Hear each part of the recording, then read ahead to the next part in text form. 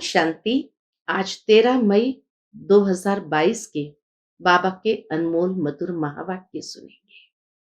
और आज की मुरली में बाबा कहे, शिव बाबा निराकार है, उनको अपना तन तो है नहीं।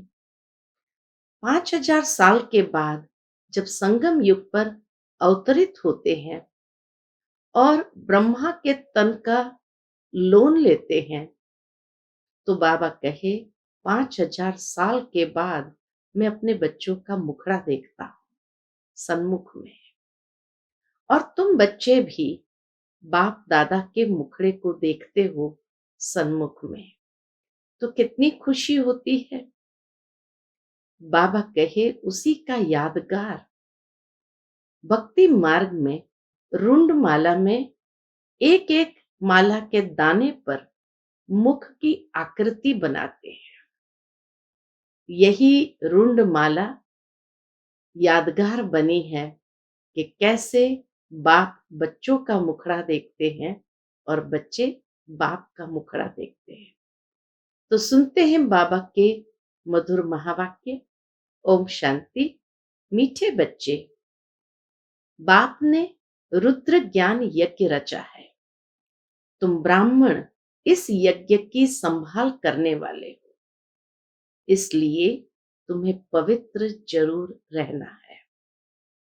आज की मुरली से पहला प्रश्न है, अंत समय में बाप किन बच्चों को सहायता देते हैं? उत्तर है, जो अच्छी रीति सर्विस करते हैं।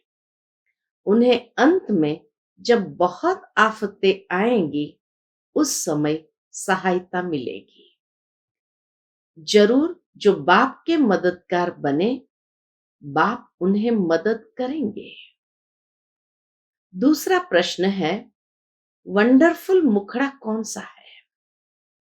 उसका यादगार किस रूप में है? उत्तर है, शिव बाबा जिसे अपना मुखड़ा नहीं है, वह जब इस मुखड़े का आधार लेते हैं, ब्रह्मा बाबा के मुखड़े का आधार लेते हैं, तो यह हो जाता है वंडरफुल मुखड़ा। इसलिए तुम बच्चे सन्मुख मुखड़ा देखने के लिए आते हो। इसका यादगार रुंड माला में मुखड़ा दिखाते हैं। आज की मुरली का गीत है, कितना मीठा कितना प्यारा शिव भोला भगवान। ओम शांति। बेहद का बाप कहते हैं, मैं एक ही बार 5000 वर्ष बाद बच्चों का मुखड़ा देखता हूं। बाप को अपना मुखड़ा तो है नहीं। शिव बाबा भी पुराने शरीर का लोन लेते हैं, तो तुम बाप दादा दोनों का मुखड़ा देखते हो।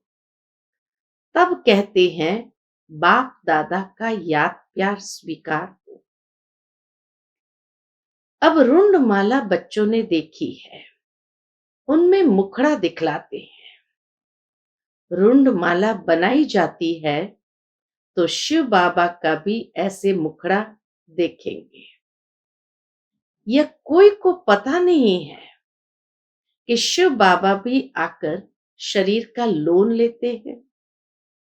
शिव बाबा इस ब्रह्मा मुख से बोलते हैं, तो यह उनका मुख हो गया ना। इस समय एक ही बार बाप आकर बच्चों का मुखड़ा देखते हैं। बाबा को भी कितनी खुशी होगी बच्चों का मुखड़ा देखने में। बच्चे जानते हैं, शिव बाबा ने यह मुखड़ा किराए पर लोन लिया हुआ है।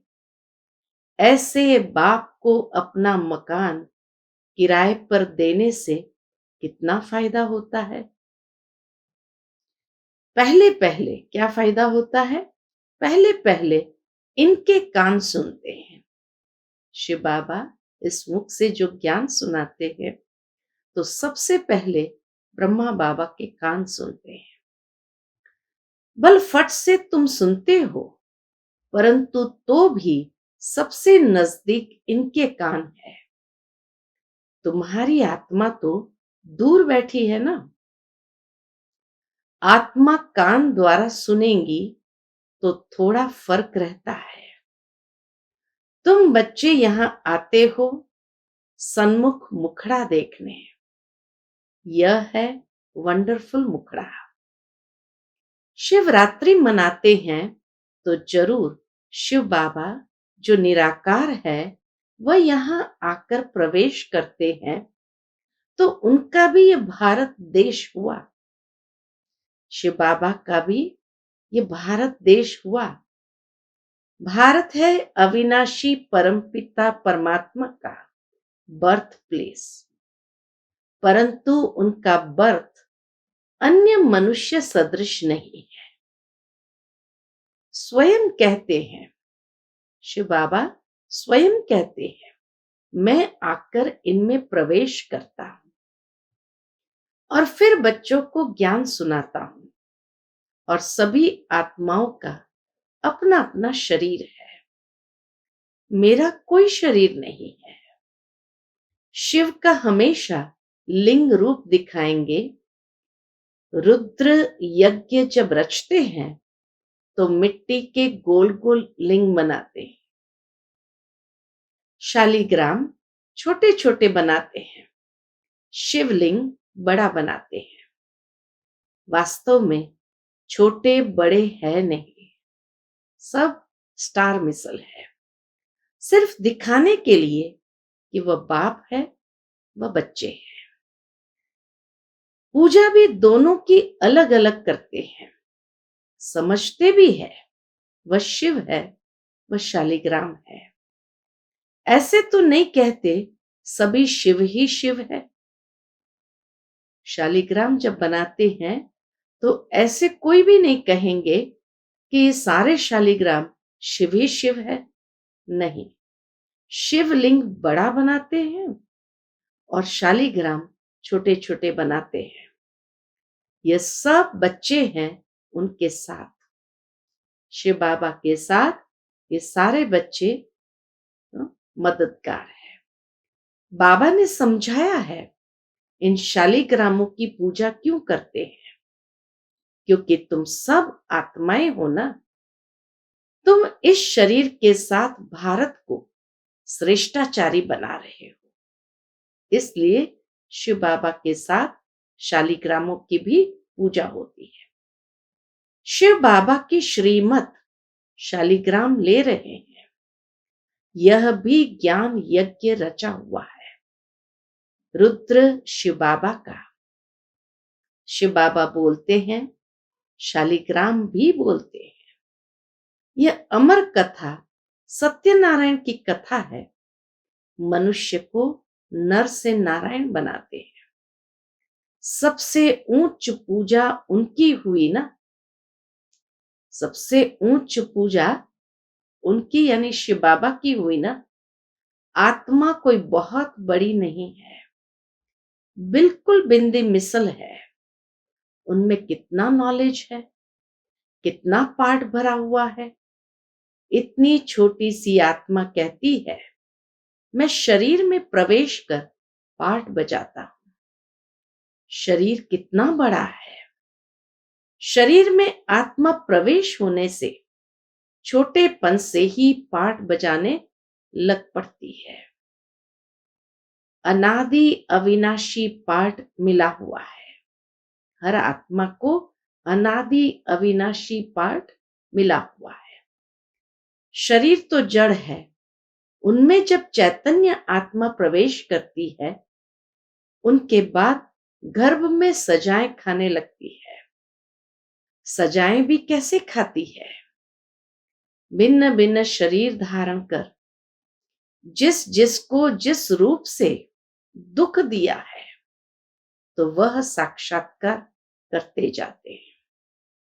हम बाबा कहते हैं हर आत्मा को जो अपने कर्मों की सजा मिलती है वो ऐसे ही नहीं दे देते हैं, लेकिन पहले साक्षात्कार होता है कि किस रूप में किसी को दुख दिया है, फिर उस दुख देने वक्त की सजा किस रूप में मिलती है।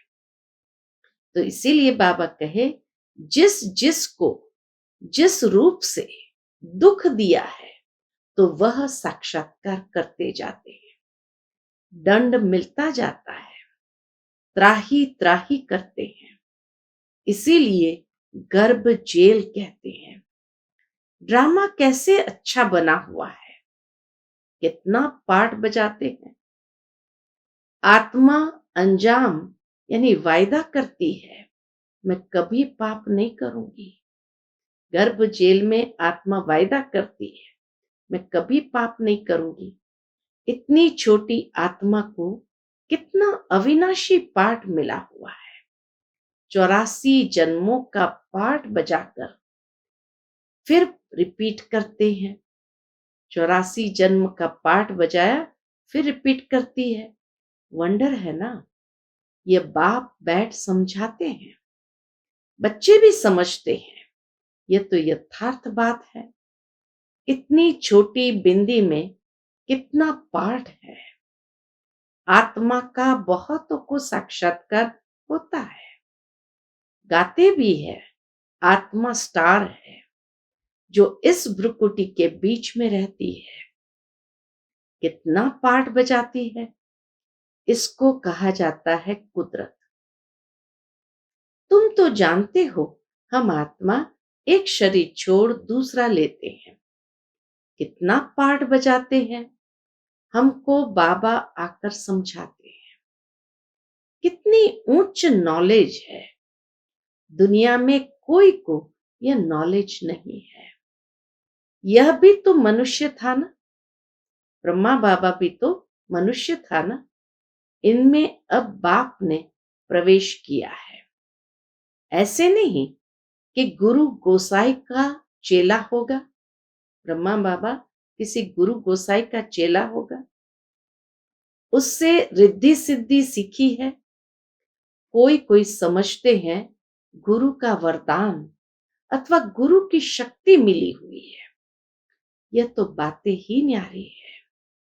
सन्मुख सुनने से तुमको बहुत मजा आता है। जानते हो, हमको बाबा सन्मुख समझा रहे हैं। बाबा भी इतना छोटा है जितना हम आत्मा छोटी है। उनको कहा जाता है परम पिता परमात्मा। परम पिता परमात्मा। परम माना सुप्रीम।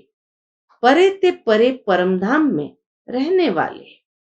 परे ते परे तुम बच्चे भी रहते हो। बाप कितनी महीन बातें सुनाते हैं। शुरुआत में थोड़ी समझाते थे।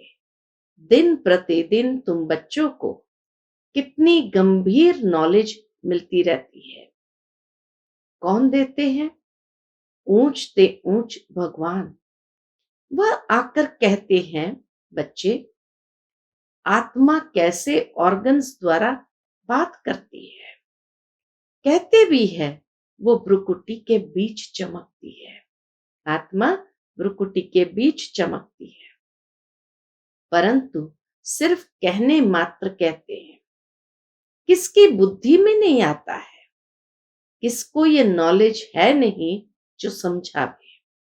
तुम्हारे में भी ये बातें बहुत कम समझते हैं। जो समझते हैं वह अच्छी रीति फिर धारण करते हैं और फिर धारण कराते हैं।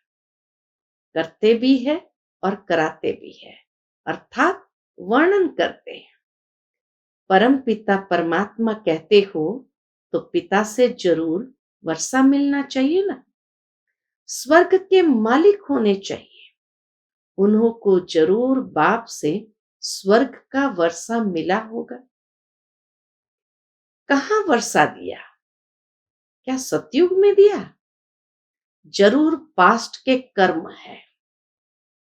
अभी तुम कर्मों की थियरी को समझते हो। तुमको बाबा ऐसे कर्म सिखलाते हैं जिससे तुम ऐसे बन सकते हो।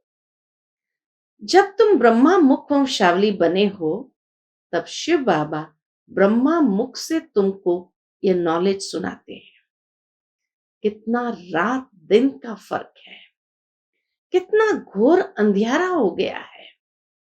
कोई भी बाप को जानते नहीं जिससे रोशनी मिले। कहते हैं हम एक्टर्स पार्ट बजाने आए। कहां पर? इस कुरुक्षेत्र पर। परंतु हम कौन है? हमारा बाबा कौन है? कुछ भी पता नहीं। सृष्टि चक्र कैसे फिरता है? कुछ भी नहीं जानते।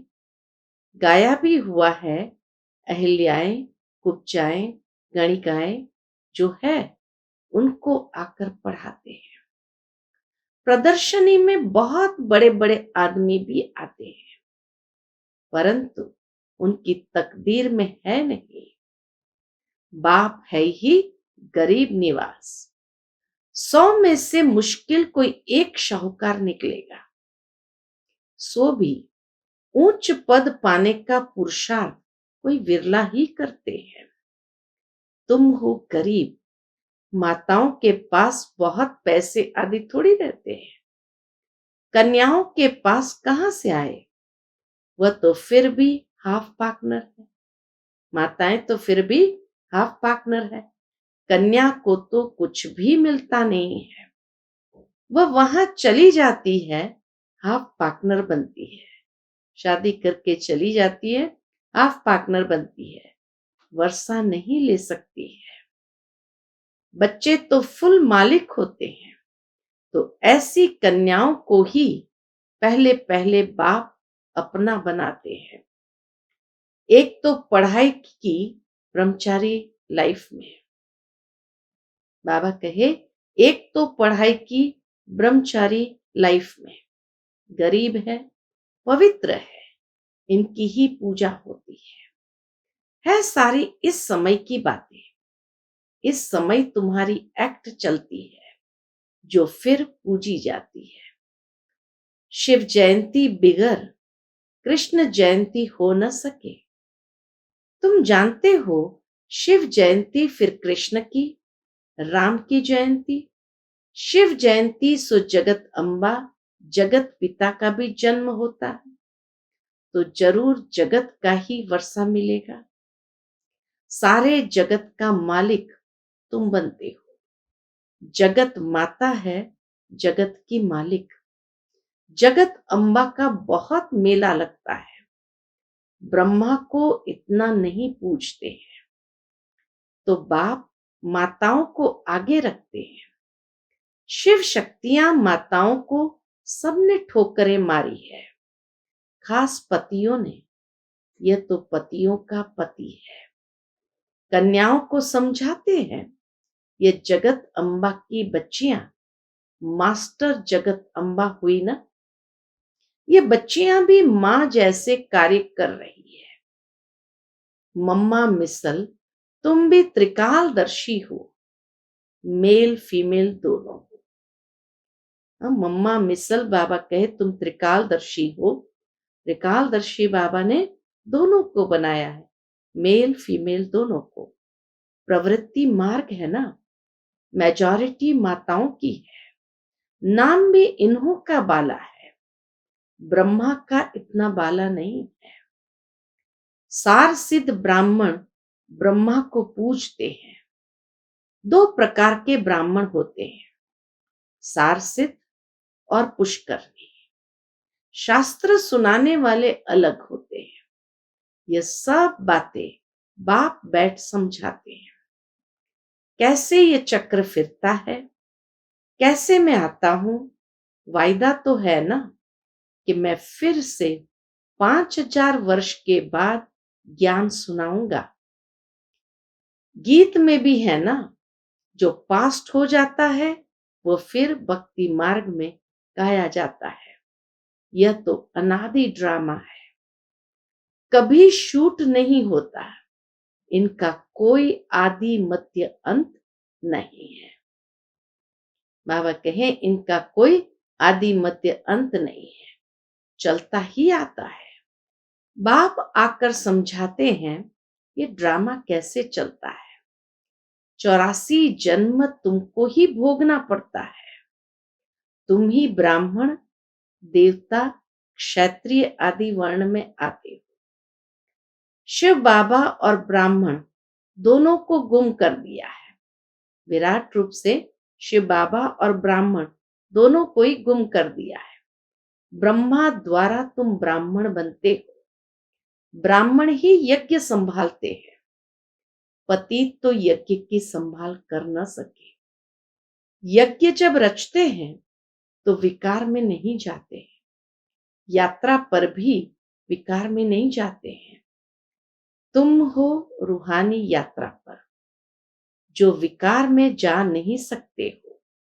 बाबा कहे तुम हो रूहानी यात्रा पर, तो विकार में जा नहीं सकते हो, नहीं तो विघ्न पड़ जाएगा। तुम्हारी है रूहानी यात्रा।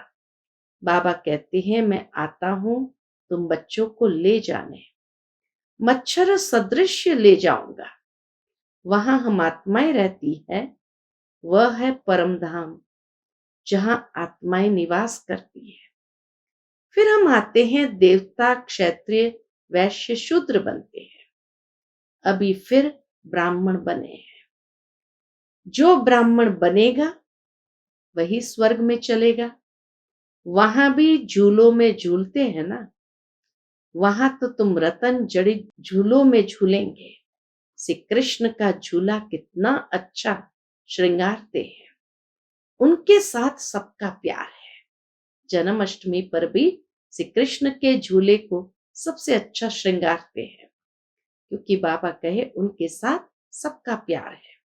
गाते हैं ना, भजो राधे गोविंद चलो वृंदावन। भजन गाते हैं, भजो राधे गोविंद चलो वृंदावन। अभी तुम प्रैक्टिकल में वहां चलने के लिए तैयार हो रहे हो। जानते हो हमारी मनोकामनाएं पूरी होती है। अभी तुम ईश्वरीय पुरी में चलते हो। जानते हो बाबा सबको कैसे ले जाते हैं, मक्खन से बाल। हाँ, इतना सहज रीति ले जाते हैं जैसे मक्खन से बाल। बाप तुमको कोई भी तकलीफ नहीं देते हैं, कैसे सहज बादशाही देते हैं। बाप कहते हैं जहां चलना है उस अपनी कृष्णपुरी को याद करो। पहले पहले जरूर बाबा तुमको घर ले जाएगा, फिर वहां से भेज देंगे स्वर्ग में। अभी तुम श्री कृष्णपुरी में जा रहे हो, वाया शांति धाम। जैसे वाया दिल्ली जाना होता है, अब समझते हो वापस जाते हैं, फिर आएंगे कृष्णपुरी में। हम श्रीमत पर चल रहे हैं तो बाप को याद करना है, पवित्र बनना है। यात्रा पर हमेशा पवित्र रहते हैं। पढ़ाई भी ब्रह्मचर्य में पढ़ते हैं, पवित्रता जरूर चाहिए। बाप फिर भी बच्चों को पुरुषार्थ कराते हैं। इस समय का पुरुषार्थ तुम्हारा कल्प कल्प का बन जाएगा। पुरुषार्थ तो करना चाहिए ना। यह स्कूल है बहुत बड़ा, तो जरूर पढ़ना चाहिए। भगवान खुद पढ़ाते हैं, एक दिन भी मिस नहीं करना चाहिए। मोस्ट वैल्यूबल पढ़ाई है। कितना बाबा पढ़ाई का महत्व बता रहे हैं। यह बाबा कभी भी मिस नहीं करेगा। यहां तुम बच्चे सन्मुख खजाने से झोली भर सकते हो। यहां सन्मुख बाबा के खजानों से झोली भर सकते हो। जितना पढ़ेंगे उतना नशा चढ़ेगा। बंधन नहीं है तो फिर ठहर सकते हैं, परंतु माया ऐसी है जो बंधन में बांध देती है। बहुत है जिनको छुट्टी भी मिलती है। बाबा कहते हैं पूरा रिफ्रेश हो जाओ। बाहर जाने से फिर वह नशा नहीं रहता है। बहुतों को सिर्फ मुरली पढ़ने से भी नशा चढ़ जाता है। बड़ी आफतें आनी है। मदद उनको मिलेगी जो मददगार बनेंगे, अच्छी रीति सर्विस करेंगे, तो उनको अंत में सहायता भी तो मिलती है ना। जो बाबा के अच्छी सर्विस करेंगे तो उनको अंत में सहायता भी तो मिलती है ना। अच्छा, मीठे मीठे सिकिलते बच्चों प्रति माता पिता बाप दादा का याद प्यार और गुड मॉर्निंग। रूहानी बाप की रूहानी बच्चों को नमस्ते। हम सब रूहानी बच्चों की रूहानी माता पिता बाप दादा को याद प्यार, गुड मॉर्निंग और नमस्ते। नमस्ते। शुक्रिया बाबा, शुक्रिया।